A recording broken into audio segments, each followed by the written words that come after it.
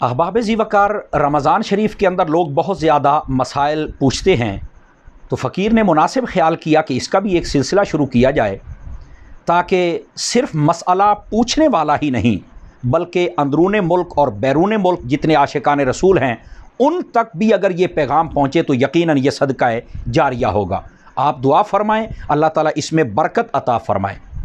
پہلا سوال جو پوچھا گیا ہے وہ یہ ہے کہ کیا غیبت، جھوٹ اور چغلی کے ساتھ روزہ ٹوٹ جاتا ہے؟ تو اس کا جواب یہ ہے کہ ان چیزوں کے ساتھ روزہ نہیں ٹوٹتا، لیکن بلا شبہ یہ چیزیں ہیں حرام، ان سے بچنا بڑا ضروری ہے۔ ایک روایت مصنف ابن ابی شیبہ میں ہے، فرمایا اذا صمت فلیصم سمعک وبصرک ولسانک عن الکذب والاسم، فرمایا جب تم میں سے کوئی روزہ رکھے تو اسے چاہیے کہ وہ اپنی زبان، اپنی آنکھ اور اپنے کان کا بھی روزہ رکھے تاکہ ان کے ساتھ نہ کوئی گناہ سرزد ہو اور نہ ہی جھوٹ۔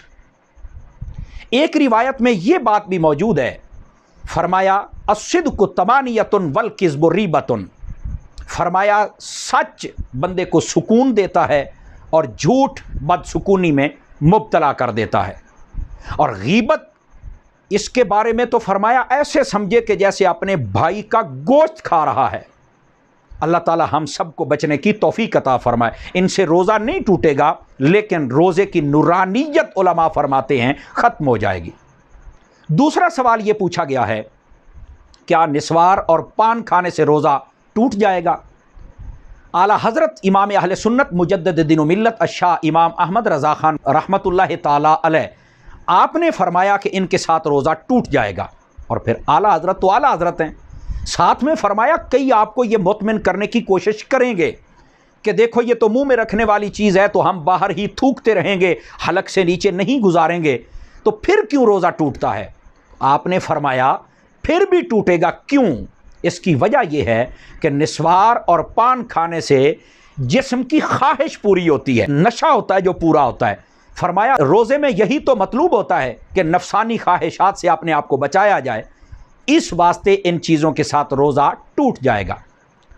میں احباب سے گزارش کروں گا کہ نسوار نہ استعمال کیا کریں، چونکہ اس کے ساتھ منہ کے اندر بدبو پیدا ہو جاتی ہے، بندہ کسی محفل و مجلس میں بیٹھے تو دوسروں کی بھی بسا اوقات اذیت کا سبب بن جاتا ہے۔ روایت میں ہے جب بندہ عبادت کرتا ہے تو فرشتہ اپنا منہ انسان کے منہ کے ساتھ لگا لیتا ہے، اگر بدبو آئے تو وہ ہٹ جاتا ہے، تو اس سے بچیں تو یہ بہتر ہے۔ پان بسا اوقات خوشبو کے لیے ہوتا ہے اور بسا اوقات لوگوں کے گلے کے لیے بڑا ممد اور معاون ثابت ہوتا ہے، تو اس کے اندر یہ قباحت نہیں ہے۔ بہرحال روزہ ٹوٹ جائے گا۔